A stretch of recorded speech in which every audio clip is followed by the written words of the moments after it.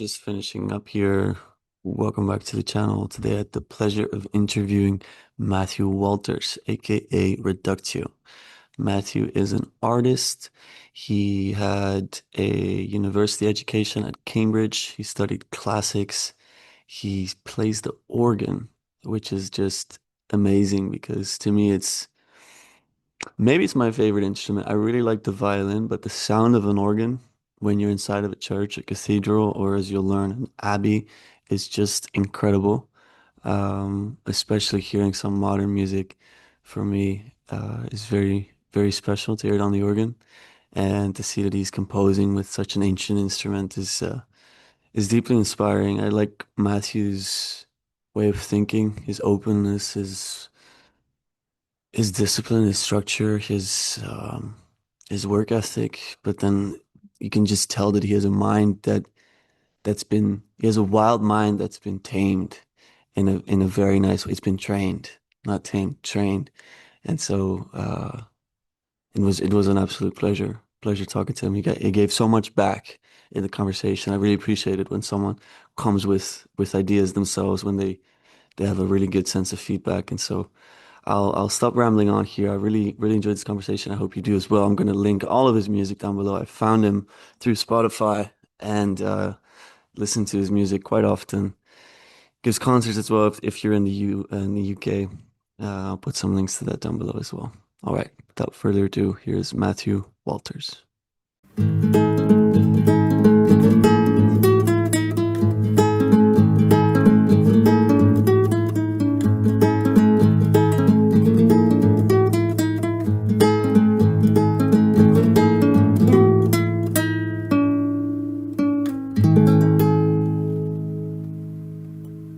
In your email, you said that you were playing at your local abbey this Mm, morning. What is yes. an abbey? I'm sorry I don't know this word, but I'm just curious So it's what it kind is. of it's similar to a cathedral. So the abbey that I play at is called Downside Abbey, and it's also known as the Basilica of St. Gregory the Great. So it's kind of a rare kind of church. It's a very fine church. And do you know what? I don't actually know the exact the exact difference between an abbey and a cathedral. Yeah, But no it's worries. it's a huge church, and the organ there is huge as well. It's a four manual Compton organ, but it's a mighty church basically. Okay, It's not in a city, so cathedrals tend to be in cities okay, in the UK. So if you have a city, then you have a cathedral basically within that city. yeah. Whereas that side is in the middle of nowhere. It's in like a little village. So the Oh, abbey is kind of the only thing. There's a school attached to it, but that's kind of the only thing in the village. well then it is the biggest building in the area. I think Oh yeah, that's that. by far, yeah, yeah. Yeah, I think And that's there's quite also a powerful, monastery you that's know? attached to it as well. There's a monastery that's attached to it. So there Okay, were monks that kind of lived there and prayed there. They've recently left, but they still kind of own the abbey and they still come back and say mass and everything. So yeah, that's kind of like the central part of that village, I would say. okay. And do you live in that village or do you go there I to don't like? anymore. I used to. So my dad teaches at the school that's linked to the I Abbey, and I see. went to the school that's linked to the Abbey. So Yeah, I've kind of been there my whole life yeah. since I was about 6 months old. Well, And yeah, it's a lovely, lovely place. But yeah, yeah, it's a central part of that village. But mhm. yeah, the school and the Abbey are kind of joined together. Yeah, yeah. And yeah, I mean that's kind of where I learned to play the organ. That's Okay, where okay. that's where I've learned where I studied, started studying classics. So So who I've kind of teaches? Is it a so what kind of school is it? Is it just a formal school like local? it's a Catholic boarding school. Okay, yeah, So I yeah, got it's you. a Catholic boarding school. My dad or it was until recently the head of religious studies. Yeah. He actually taught me for my A level, which is quite funny. Well, So we had some quite interesting debates. But yeah, there's a very fine musical kind of education that you get there. I was very, very lucky to be able to go there and have a really good musical education. And because the school is linked to the Abbey, the school uses the Abbey for services. So this morning, I was playing the organ for the mass, and the whole school goes to the mass. The choir sings as part of the okay. mass, and the choir is part of the school. So there's a huge link between the school and the Abbey, and that means that the music there is really, really fine. Yeah. Is Catholicism a big thing in the UK? Is it primary in terms of Christianity or not at all? No, so I say the Anglican Church is much bigger in the UK. Yeah. Um, so yeah, the Church of England is much larger. I think there is a resurgence. I've seen statistics recently. There is a resurgence in Catholicism, particularly in Yeah. the UK, which is really interesting, particularly within young people. Um, but yeah, no, the Church of England is definitely the greater of the two in terms of size. And I think in terms of funding as well, I think there's a link between the state and the Church of England, and there's not in the same way with the Catholic Church. Yeah. And a lot of the cathedrals now in England are mainly Anglican. Okay. Yeah, I became Catholic, some part of that movement, I guess, over Okay. the last year, and I had a number of Right. people coming from the Church of England, Okay. but I don't know much more about it. Um, Right. yeah. Well, I mean, it originally started, uh, as far as I'm aware, because Henry VIII wanted to uh, get divorced, and Okay. that's basically the starting point of the Church of England was separating himself from the Pope and initiating a divorce. And then obviously it's grown from there, and it has many different strands as well, in a Yeah. way that Catholicism seems to be quite maniacal and Yes. unitary. Yeah, the Church of England seems to have lots of different strands. As far as I'm aware, I'm not an Anglican, so I might be No, you're corrected good. by Yeah, you're someone. good. You're But good. what made you want to convert to Catholicism? Were you a Christian before, or was this kind of Uh, well, I was raised in the Protestant church, okay? and I didn't like that growing up. I always wanted to not go to churches. I hated being coerced as a kid. Me too. Me too. I hated when people told me what books to read or whatever. And the same for church, but it was also quite an old church. Like people were just, Okay. and the singing wasn't very exciting or the music Right. was either. And Okay. so kind of went away from that late teenage years. And yeah, it's a long story, but I reconnected to my faith and I was looking for a place to go. And the Catholic Church within my neighborhood is very much alive and young and um yeah, I really felt like I wanted to connect back to the center, not some dying thing. I wanted to connect to something, a tradition that is alive, Okay. which is a theme I think in your music as well. Like you don't just play things that have already been made, you actually go off that. And similarly, I think I'm attracted to traditions that live and that still change and that have dynamism as well as Okay. some things that are, more static. So, Exactly. Exactly. Yeah. I think Catholicism does have that nice balance. But I mean, even the Church of England as well. I mean, I do a yeah. lot of my concerts within both churches. Okay. And yeah, as you said, I like to make it. I like the traditional element. With my concerts because I play a lot of music that's like non-traditional. I kind of reimagine modern music for the organ. So some people that raises eyebrows and some people get a bit uncomfortable. But again, it's Yes. it's kind of it's making things come alive in a different way, and is trying to push things forward in some way as well. As much as tradition is important, and I don't want to replace that. I think there's also a place for innovation and trying to move things forward and make things more interesting. As you said, there weren't many people maybe at your Protestant church who were young, Yes. and you've got to find ways to get young people into church and playing music that they know, playing popular music on an organ is going to bring them in rather than just playing Bach preludes and fugues. Like most Yeah. people aren't going to be appealed to that, but if they hear a song by Hans Zimmer or a piece by Coldplay, they might be like, oh, I'll go and see what it's like. And listening to that music in that kind of really beautiful space is quite a unique experience. Yeah. So are you practicing Catholic or where are you at with your faith? Uh, Because that's yeah, difficult being a I young get asked person. this quite often, and it always makes me a little bit uneasy.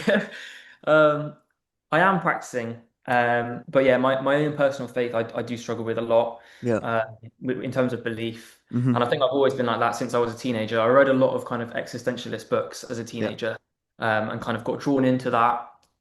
A lot of it wasn't very good for me, I'd say. I Okay. read a lot of kind of Schopenhauer and was like, this is just making me miserable. I need to put it down. Yeah, yeah, yeah, yeah. But actually, yeah, I've been drawn more back to the church, particularly as I've played more within the liturgy for the school and for the abbey.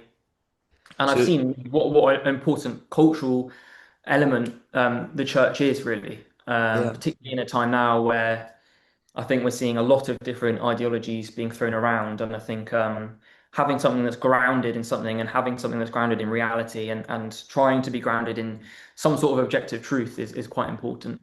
Yeah, absolutely. And how is that among your peers? Because I'm also a young person. I also went Mm. to university. Yeah, You went to Oxford, correct? Cambridge. Cambridge, sorry, my bad. Yeah, we don't You talk know, about Oxford. I don't know what's better. They There's a both big sound rivalry. There's completely a out big of my reach. rivalry in the So, UK about Oxford and Cambridge. um, so excuse me for that. But yeah, how is that being a young person and being surrounded by very smart people? Hmm. How is it in Cambridge? Um, how are people toward faith in general, would you say? Definitely a mix. Definitely a Okay. mix, I'd say. I mean, when I was at university, I actually say I wasn't that interested. I mean, I still played the organ a bit for a church that was Yeah. linked to my college, but I wasn't that interested in my faith Yeah. that much, I'd say. Um, and then obviously COVID hit, so I only really had about a year and a half at university Mm. properly.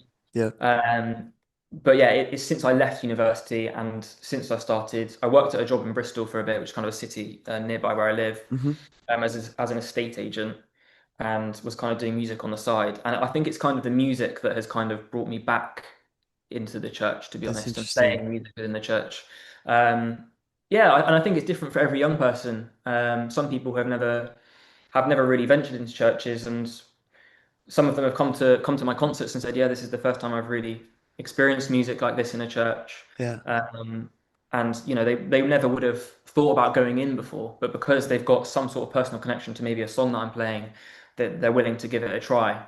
Yeah. Um, so yeah, I think it is different for each person, and Mm. yeah, it was an interesting experience, definitely. But yeah, I think that there was certainly a mix of views. So a lot of your studies were online, I guess. After COVID happened, yeah, pretty much everything, which Everything. I didn't like, yeah. Yeah, that's rough. Okay. So you started studying around 2018, Yeah, 2019, and you did 2018, yeah, and then it was 2020 when it all hit. okay, and you did classics. I did Is that classics, yeah. correct? I mean, towards the end of so my third year, I basically did a philosophy degree. I Okay. should have done philosophy. I should have studied Okay. philosophy or Okay. theology, but I applied for classics because I just wanted to get in there, and I knew that statistically I had a better chance Ah, of yeah, yeah, classics yeah. than philosophy. Fair. And the organ, I used that as kind of a way in as well because you're very unique with playing the organ. You can apply for like an organ scholarship, and you Ah, can apply to both. You're usually only allowed to apply for one of Oxford or Cambridge, yeah, but you can apply to both if you apply for an organ scholarship because you're in such high demand. yeah. So you kind of double your chances. So yeah, I kind of used that and used the statistics of classics to try and get in there. But by the end, I'd done basically all of my modules in my final year was philosophy. I did one kind of modern philosophy module on consciousness, and then Hmm. I did I think one module on Plato, and then another on, I did like a dissertation looking at the difference between Aristotle and Freud and their kind Wow. of ideas of happiness, which Ah, was good in okay. some areas. Again, I read a lot of Freud and it was kind of not a very happy guy. No, no, for sure. And I also noticed on your website you have Dionysian, Hmm. which relates to Nietzsche. Yes. Uh, can you tell me a bit about that? Yeah, I mean, um, yeah, so Dionysus, half human, half god. There's kind of like a paradox within Dionysus. Yeah, It's divine but also human, and kind of the music that I make. There's classical elements, there's modern elements. A lot of the music that I produce is kind of modern dance music, but with the pipe organ kind of sampled into it, or classical music, classical pieces put into it. So that kind of unholy matrimony of different styles, I thought fitted really well with that kind of identity. And also just because I really like, particularly at the time when I kind of first came up with the name, I was really into Nietzsche's philosophy and really kind of reading a lot about it and reading a lot about him. So I thought that was a fitting name. yeah, yeah. What attracted you to his work? What part of it? Oh, we're going back about a decade now. Um, I mean, I really like his determination to be authentic. And Okay. I think that's really what drew me to him at first. And I think even now, when I return to him occasionally, I don't read as much as I'd like to or as much as I should now, I'll be Yeah, honest. yeah, But yeah, his determination to be authentic and he's not afraid to really push the boundaries and challenge people about the way they're living. the kinds of persons that they are, the kind of people that you want to become, really striving to become a unique individual, which I think is present within even, Catholicism. There's a guy, I think Carlo Acutis, there's a really young saint Okay. who was recently canonized, I think, and he Yeah. said like people are born original but die as copies. Okay. Yes. That's a very Nietzschean idea of like Yeah. you're born with this authentic self, and then through kind of society and through your life and the pressures that you have around you, you end up losing your kind of originality. And Nietzsche was a very original thinker, and that really appealed to me. And I try and keep that in mind when I'm coming up with new ideas. Reimagining songs on the organ that might not usually be played. It's like yeah, some people are not going to like it and some people are going to be uncomfortable, but you have to branch out somewhat to Hmm. be original, be authentic. And also that's where the appeal comes from. That's Yeah. where as a musician you have to try and find ways to stand out and yeah, finding things that other people haven't done, finding things that only you can do or only you have done for the first time maybe those are the things that are going to make you stand out. So that kind of philosophy that Nietzsche kind of laid out was really, really important to me. But there's so Yeah. many other ideas that we could talk about. Eternal recurrence, the Yeah. idea of living the same life again and again. Would you? I mean, that is just such a good idea, and I'm quite obsessed. Not obsessed, but like I think a lot about death. Like every day, I'm thinking like, Mm. oh, I've got this short amount of time. What kind of life do I want to live? What do I want to achieve? Yeah. And Yeah. yeah, that really sticks in my mind, and that's because I've read so much of kind of Nietzsche's work, and he seems again to be very much trying to be focusing on, you know, evaluating your life. How are you living? Do you really want to be living the life that you are currently living? And if you're not, being really kind of militant about making those changes. And so I'm trying every day to kind of to move towards that. Yeah. Yeah. That ideal. My brother, he did his master's thesis on Nietzsche, and I Okay. think he'd like to do more research on him. He's deeply interested in him.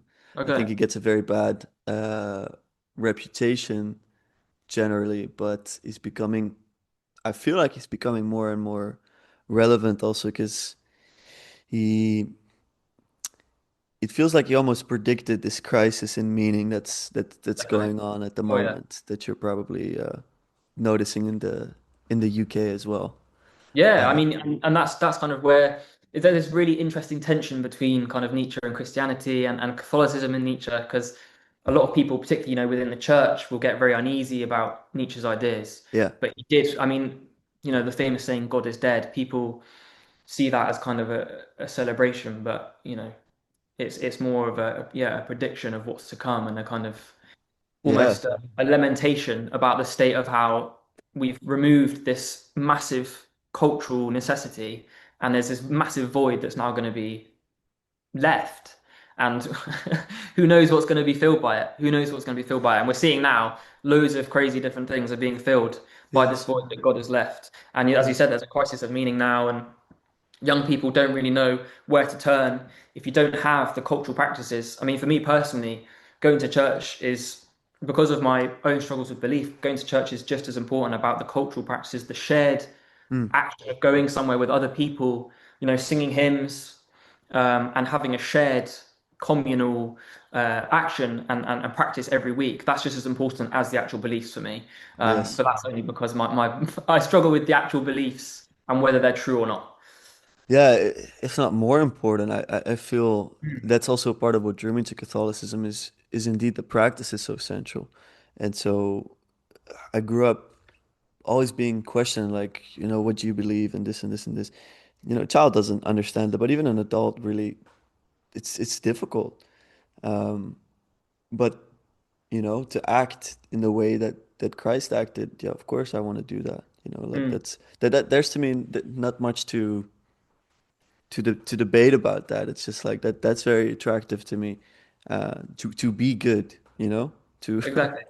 to Exactly. sacrifice yourself for the goodness of the world, let's say. Yeah. Um, and yeah, so what's that like? Do you play the organ during the mass? Yeah, so I play usually for the liturgy, I play kind of before the service. I'll play a piece or two, and then I'll play Okay. during the service. There's usually hymns. There's a few kind of choral pieces that just the choir sing.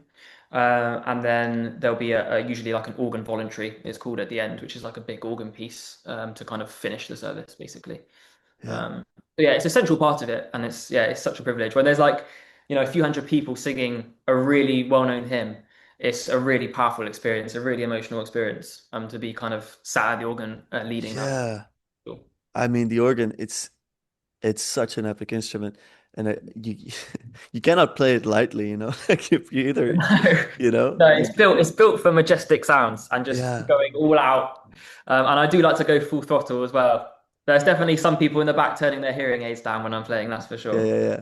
How did that get started? So I mean, you were at the school, of course, but Hmm. I assume multiple kids try out the organ. Was it that you were particularly gifted for? Did your parents push for you to learn the organ? Um, What's the yeah, story? so there was a teacher at my school called Christopher Tambling who was really good at getting young people involved with music in general. And at a music class, just like general music class, there was like a little pipe organ in the room, and he said, "Oh, just try this out." I was probably about 11 or 12 at this point, and he said, "Oh, just try this out." I used to play a lot of football when I was younger, and so Okay. he was like, "Oh, maybe your footwork in football will translate to the footwork in the organ." So he hooked me in with that. And since then, I've really enjoyed it. My older brother actually played the organ for a bit as well before me, so I was kind of following in his footsteps. But I mean, I think less and less pe young people are playing it. It's becoming harder and harder to learn the organ, which is a great shame.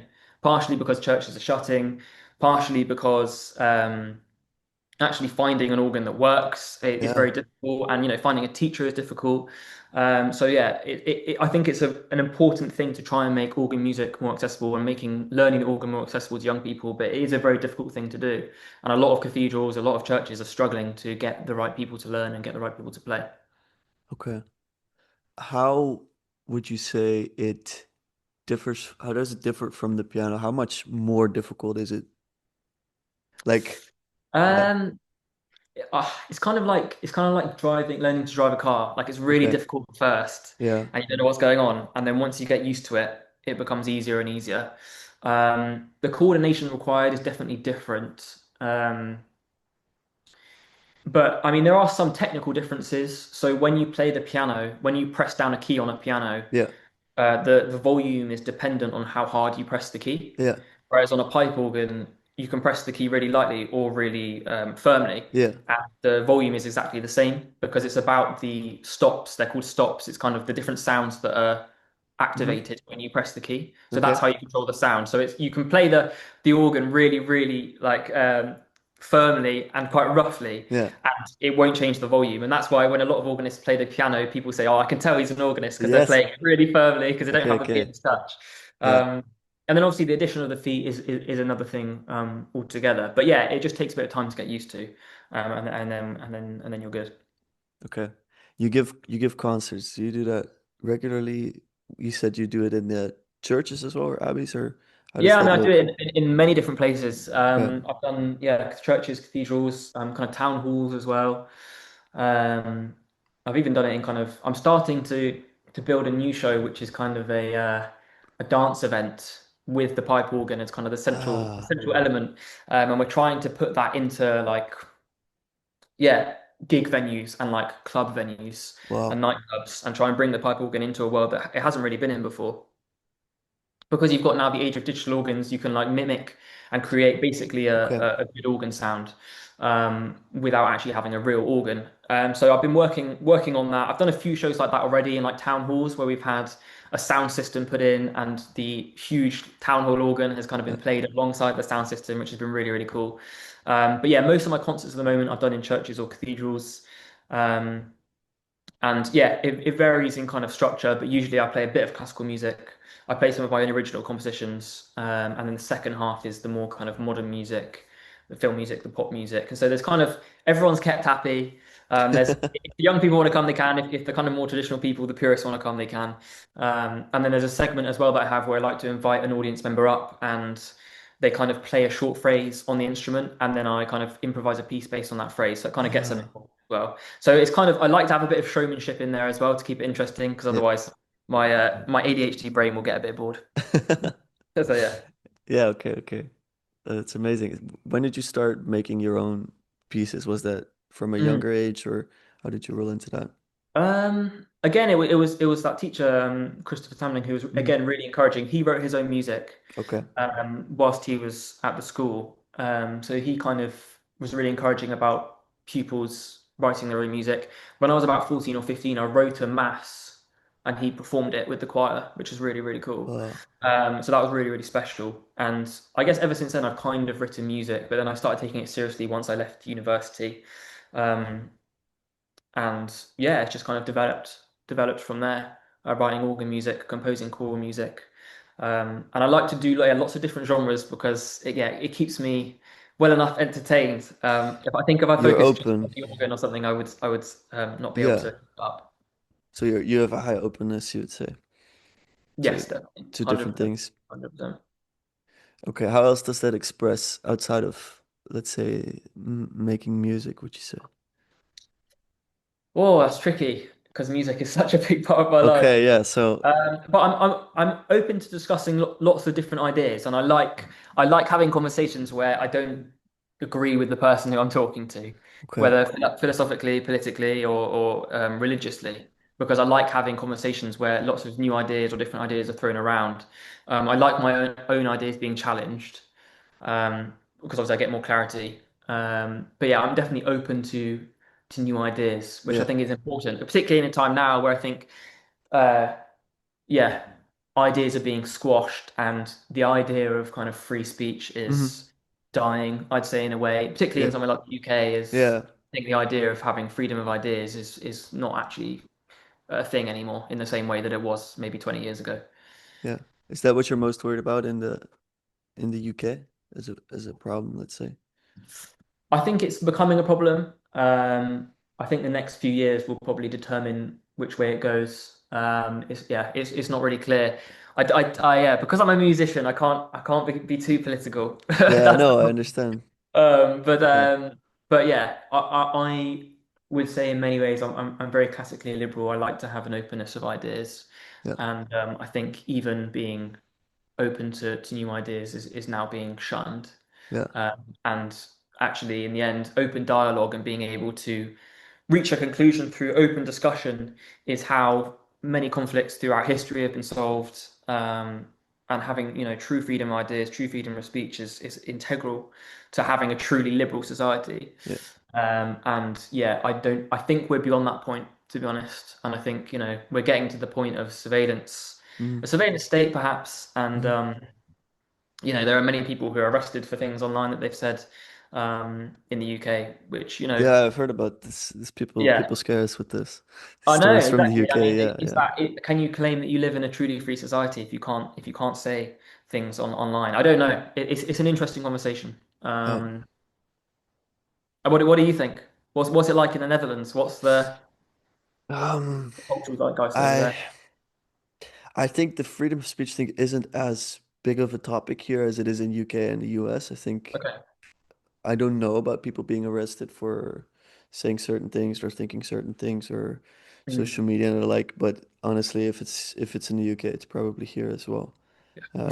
It's just it's all very interconnected and we Mm. copy each other to large degrees, but I agree with the importance, um, for sure. I had two gentlemen on the podcast, well, three actually, and one was a probably the best criticism of liberalism that I've ever heard, and I come from like a Austrian economic libertarian worldview from when I was younger, and Okay. um, I found it tremendously interesting. I'm not going to be able to relay it well at all, but he goes back way further, and he ties it into kind of the problem of already taking an individual as the most important unit, let's say. Right. Um, so that doesn't mean like he's an advocate of the opposite, but he sees like liberalism as the underlying principle of modern politics as a whole. Okay. So do you know what I mean? Like we have problems where we're combating each other all the time, Right. but he sees a problem underlying it even. I'm gonna botch completely like relaying that, but it's an Okay. interesting episode if you like your Yeah. views Yeah. Yeah. challenged, Yeah. especially like one of Yeah. those, really so Just as Do an you remember aside. you remember what he offers in kind of instead of that? What does he offer as kind of the answer? Mm, well, David is a Catholic, and I, th- it's really hard to say. Because people, I think about like medieval times and even before that, and I think in many ways, to me, liberalism looks like a gift.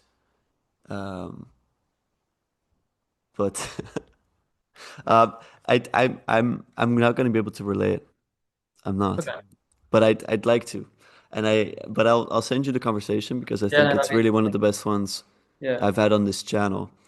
I mean, there are Um, definitely downfalls to liberalism. I'm not yeah, going to say it's a perfect system. no, And, you know, like, for example, tolerance is absolutely a Christian ideal, but there are, I think, quite reasonably some limits to tolerance as well, yeah, because what about the people who are intolerant? How much do you tolerate those people? yeah, Not tolerant to your way of life? It's a very interesting debate because do ah, you be completely tolerant of everyone regardless of whether they yeah, tolerate you? And yeah, what if they don't want the same level of liberalism that you might want? yes, There are tensions. There's no perfect system. And yeah, even someone like Plato who offers forward the philosopher kings. I mean, that is in many ways a very good solution. yeah, But yeah, yeah, is it realistic? yeah, Is it no. realistic? No, that's true. What's coming back to me from that conversation, though, is uh, the notion of freedom. Because, Mm, liberalism, liberty, he critiques the notion of freedom of, let's say, freedom as conceived in liberalism. To me, it feels like you're free to do things. You're free to express your opinion, indeed, like freedom of speech. yep. Um, but it doesn't speak at all about, let's say, um, what your responsibility is, I think. Okay. And I think I'm not sure if that was in this conversation or another, but he made the distinction of freedom from and freedom to. So there's a lot of you're free from this, you're free from that, you're free from, it's like, okay, the things that, uh, that you're Okay. not, um, coerced by or that you're not limited Right. by of some sorts. Um, but yeah, if you're free to do The things, kind what are of you supposed negative to and do? positive freedoms. So like freedom from persecution Yes. in contrast to freedom to say certain things. Yeah. Okay. No, that's Yeah, interesting. yeah, yeah. And Interesting. then um, what I really liked about that chat as well was about money. We're going into this world that's more and more digitized. Mm. Surveillance is a part of it, but money as well being more and more, let's say, it's not just more controllable, it's also more abstract. And so what I found a tremendous point, a realization really is that back in the day, how much you owned, how much power you had, how much money you had was limited by the size of your land, let's say. And you can only take care of so much land. Otherwise it's just gonna rot, you know? Right. I see. Okay. And so when you just have a number, you can go on forever. And Yeah. Yeah. It's endless. it's endless. There's no Yeah. there's no real responsibility to that. And Right. so I think it ties in a bit with freedom in the sense that yeah, there's a newly found freedom and there's this money and there's these opportunities to go all the way, but it completely eliminates the responsibility and the cohesion Right. with your surroundings. Okay.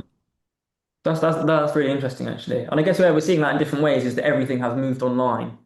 Yes, And in a way, even though things are much more connected, they have become less real in some way. A lot of things now are much more simulated, yeah, uh, and people actually are not. Yeah, even though there's this kind of simulated form of connection and everyone can see what everyone's doing, um, we don't necessarily actually feel as connected to other people as we might have yeah. before. We're more connected than ever, but the quality of our connection Yeah, is the like quality is just terrible. awful because it's all virtual and a lot of it's simulated. So we've kind of yeah we've moved to this world online, which obviously does have its benefits. I mean, I've my career is Yeah, has been built off an online platform, but yeah, in another sense, there is something that is missing. And that's why I feel, doing the real life concerts, for example, is something that's really important to me as a yeah, musician because it's something that's actually in the real world. yeah, And people can actually come and see me perform for real rather than just looking at me on the phone, yeah. which is a much different experience. That's really Yeah, interesting, actually. certainly. And also you participate, what you were saying about, you know, going to church is much more about, at least a big part of it is just participating and being with people. And um, I guess Exactly. we, It forces you to be there, be present for an hour. You yeah, can't distract yourself from, on your phone or anything. Like you've got to be there and you've got to be present, and it forces you to do that. And I think that's just as a practice, that's really important, particularly in the modern age where we can constantly be flittering between different devices yeah, and everything is instant. Just having to be forced to sit in a cold church yeah. for an hour with other people and share that experience that's truly real is really important. I imagine just like self-help guys advising you to go to church just for your for your Maybe I attention sound too span, much you like know. a self-help guru. No, just thinking about that, it's true. Like there's a lot of benefits to it if you think about it like that. Um, and but yeah, I think this person, as well as the other guy that I was interviewing in that conversation, um, they transform my worldview. The most foundational part of that is to take the world as relational instead of, let's say, it's not just individual. It's that in philosophy, from a very early point, I would say starting with Aristotle, you get into a metaphysics of what did he call it? Substance.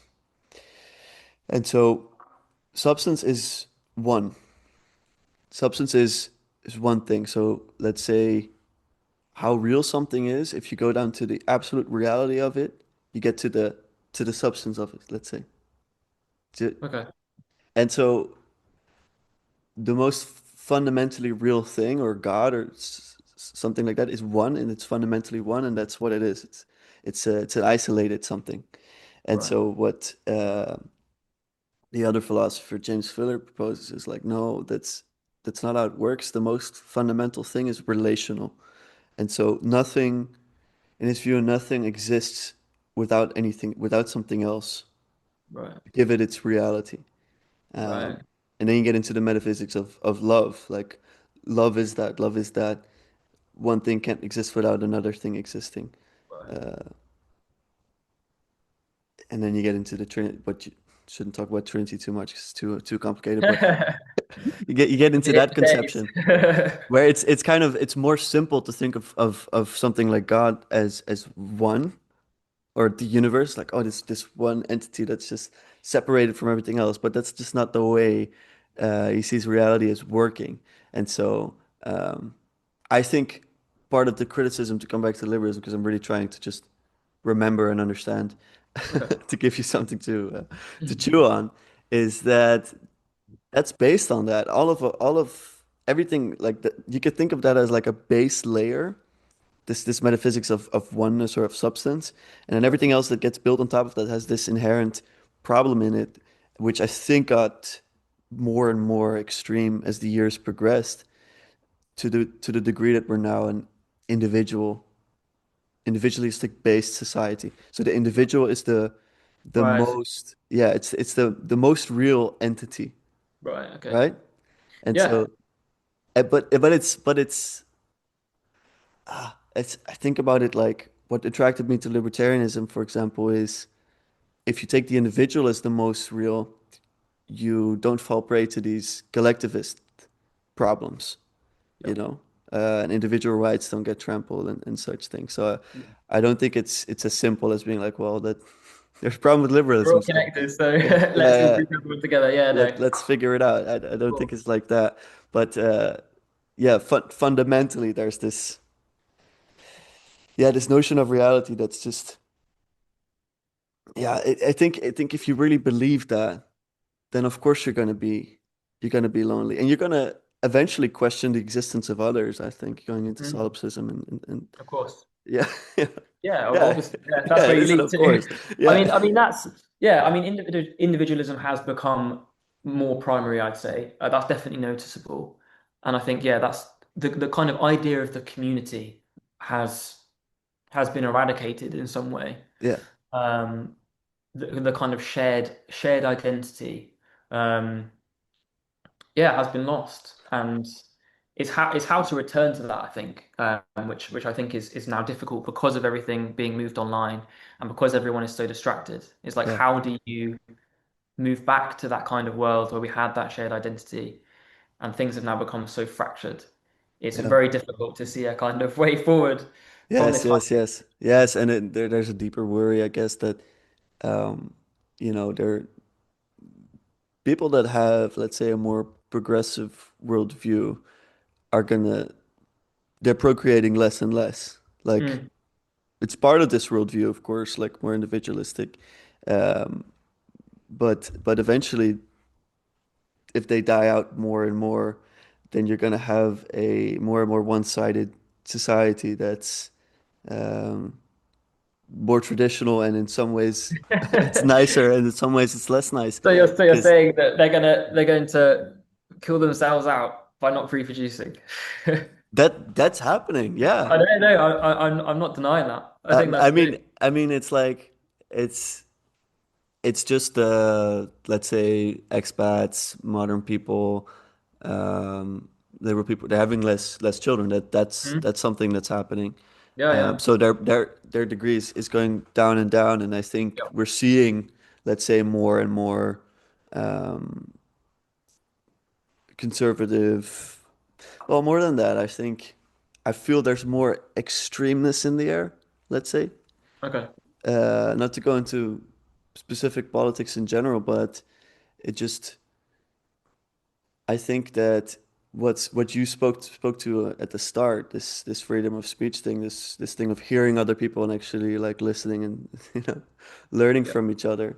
yeah. Um, yeah, with that disappearance, there's these pendulums that swing, Oh, whereas yeah.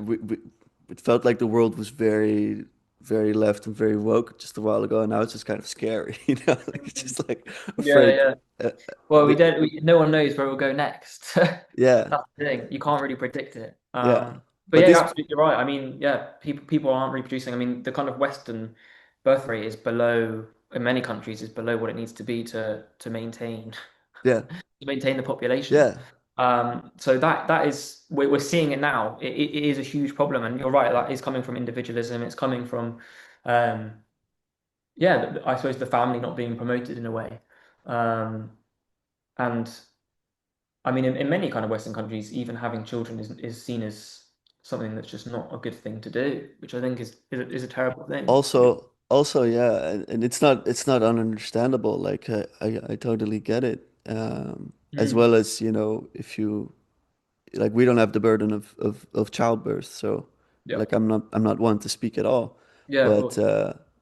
the problems they're definitely they're definitely very real. And then I think about some of these big ideas all the time. I did so more before, but very very practically, um, as you say, going out there, talking to people, connecting, doing your concerts, being in the real world, Yeah, making sure we keep talking. I think you mentioned at the start, conflicts being avoided by just dialogue. speaking. And Yeah, yeah, yeah, yeah, that's all stuff we can do. And yeah. there is, so I'm quite optimistic in that sense. Okay, Um, that's good. That's don't good. feel like we have good reasons to be that optimistic, but I am. I really am, because I just feel, it's so hard for me to really get to know a person and connect with them and then just hate them, and Right. hate in the sense like really hate. Um, so I'm doing my best to do that in life, and music. To be recommended. Yeah, yeah. Also, Be but recommended. music as Cool. well. Music is a binding. It's a binding thing. It's in some sense a reflection of harmony of Mm. reality. Yeah, I Like mean, and it's a universal language as well. that's what it is. Um, Yeah. yeah, it's universal, and it's kind of it's almost one place where a lot of these issues can be kind of left at the door, Yeah. and music is what brings people together. And um, yeah, I think that's why I've enjoyed doing music so much as a career, is because yeah, you can separate yourself off from a lot of these different things. Mm. And yeah, it's a very spiritual experience in many ways, playing music and listening to music.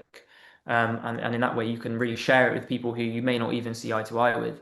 Yeah. Um, because yeah, there's a universal language that's there, that goes beyond um, the worldly conflicts, let's say.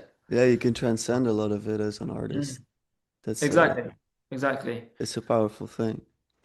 And Yes, it's a beautiful thing. It's a beautiful thing. And yeah, I mean, having experienced kind of maybe a very worldly job, like being a property okay, yeah, seller. Um, yeah, I felt there was a lack of creativity and a lack of um, yeah, and a lack of creative freedom there that yeah I've now found within music, and that can be expressed and other people can experience as yeah. well, I, which is really I nice. like that you call it a language. I think about it like that a bit as well. Um, I've been experimenting a little bit with creating just sounds, music, and you just realize I have a piano behind me. I don't know how many keys piano has. I don't know. I have no idea. It's not that many.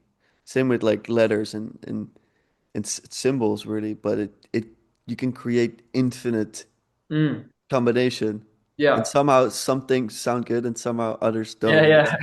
it's kind of crazy. Like the same with numbers, right? You have 10 numbers or you have let's say with 10 numbers you can create I don't know how many different A um lot, a yeah, lot like a lot. combination.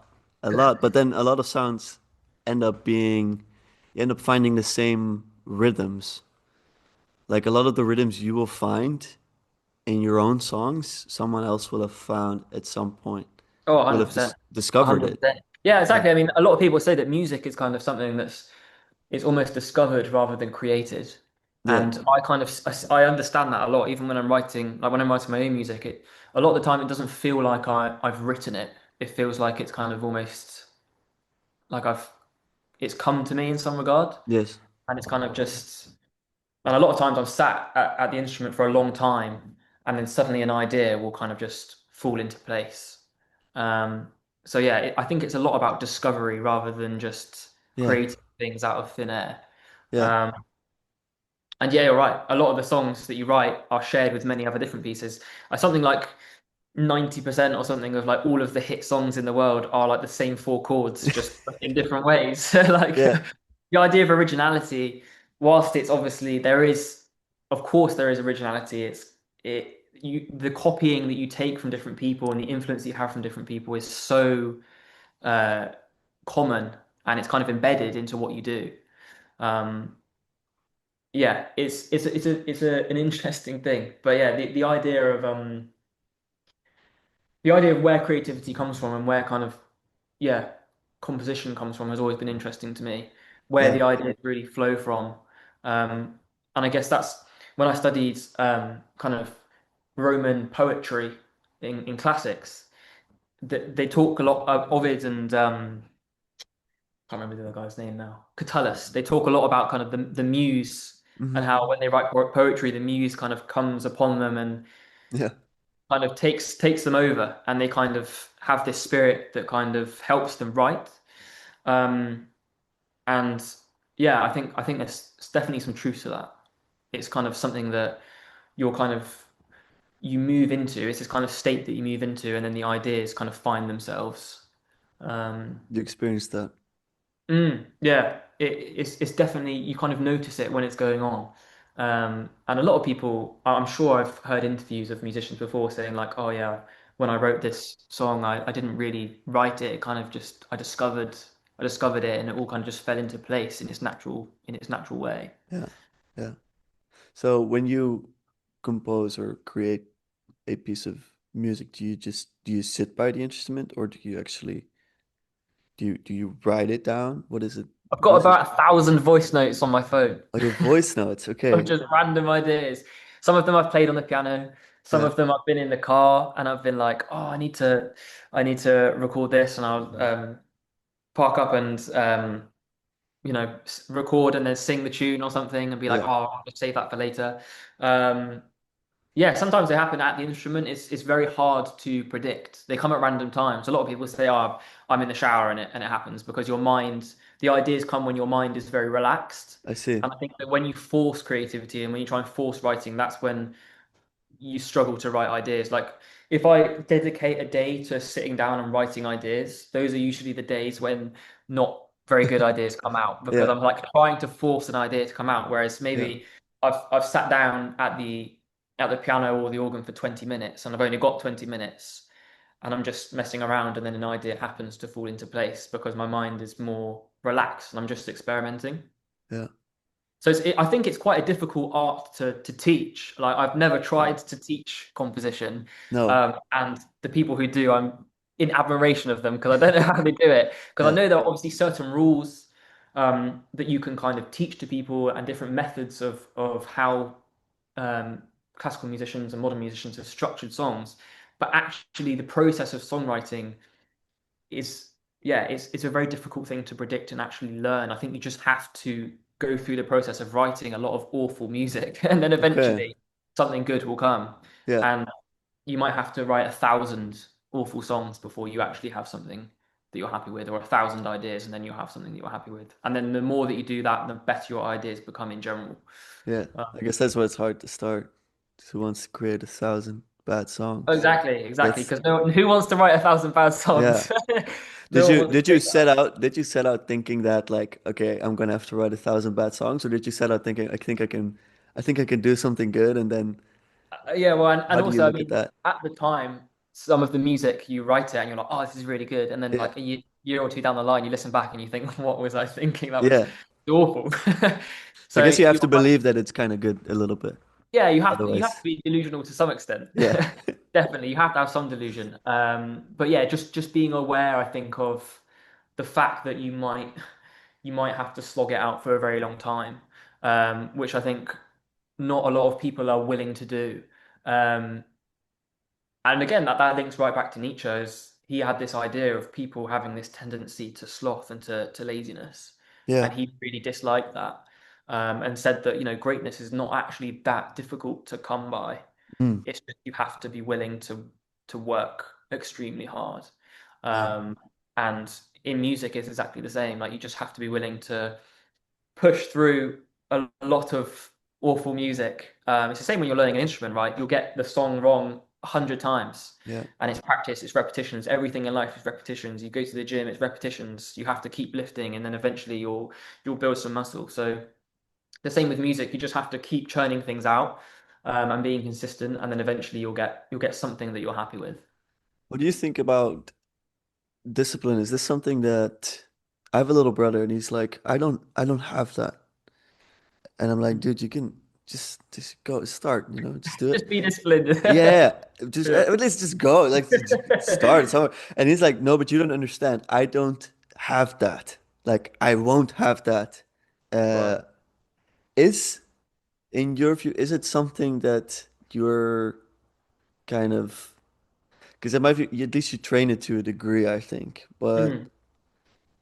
is it something that you, for example, were brought up with? Was it a regular thing as a young kid, or did you have to kind of I'll tell you learn a that funny later? story about when my brother got his GCSE results, which are kind of like the when you're like 15, 16, you have like Yeah. public exams in the UK. Okay. And my brother did his, and he got like 11 A stars, which is insane. That's like perfect across the board. Okay. But you could see the breakdown of the marks, and he got 398 out of 400 in his RS Whoa. exam. And I went and told my dad, I was like, Tom got 398 out of 400 in his RS. And then my dad was like, what about the other two? And it was that kind of Yeah. mindset that was kind of obviously it was a joke. It was Yeah. obviously a joke. But it Yeah. was that kind of implementation um, that was kind of embedded in some way, I'd say. There was always a kind of expectation of some level of achievement, I'd say. And I think that's definitely a part of my life now. Like I find it very difficult to sit still. I Yeah. can't like I find it difficult to even watch a film without doing some sort of work because I get very uneasy. Ah, I see. Um, Okay. so I'm very driven. And I suppose, yeah, you have, if you want to be driven and achieve things, discipline has to be a part of that. Yeah. But for me, I've always thought kind of, particularly when you start out, and when I started out, particularly when I want to start out the music career and take it seriously, there was a tendency within myself to be like, I have to do all these different things. I have to add this to my routine, do this, do this, do this. But actually, the first thing that I have to do is just take a lot of things away. And like the success that you want always tends to begin with a lot of subtraction rather than addition. Yeah. And you have to look at all the things in your life that are preventing you from getting where you want to go. You know, I was going out at the weekend, and I was getting up late and I wasn't getting good sleep and I wasn't going to the gym consistently. And so I had to stop doing all of these things, stop going out and stop watching Netflix, all these different How things. would I you had to like decide take them something away. like that? Like, was it a moment?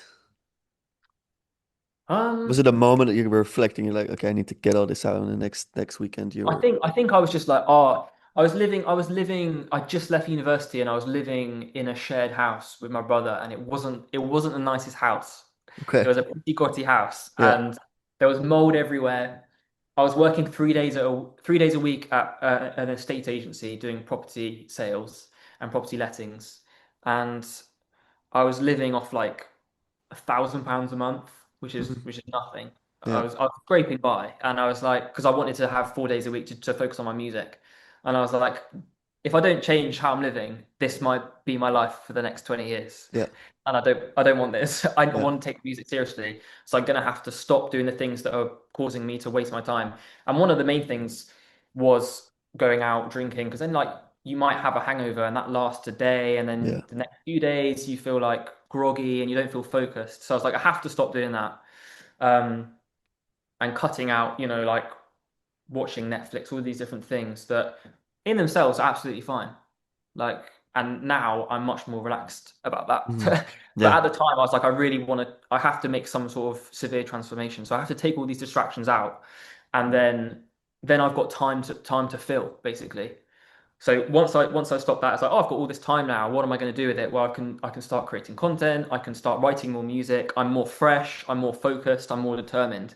And eventually got to the point, where I felt able to leave my job and I built a platform.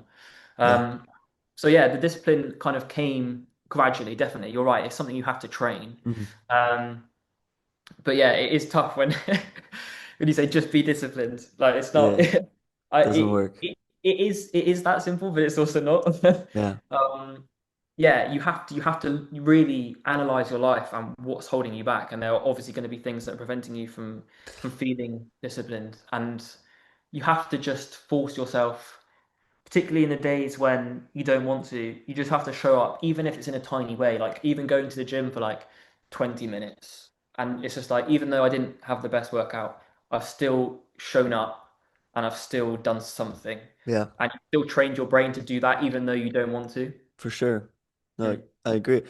I guess the question then I have, and I've been thinking about it for a long time, is can you give that to someone or do they have to decide they want that transformation for themselves? I think you can show someone, I think you can show someone that this is what it's going to take. Like if someone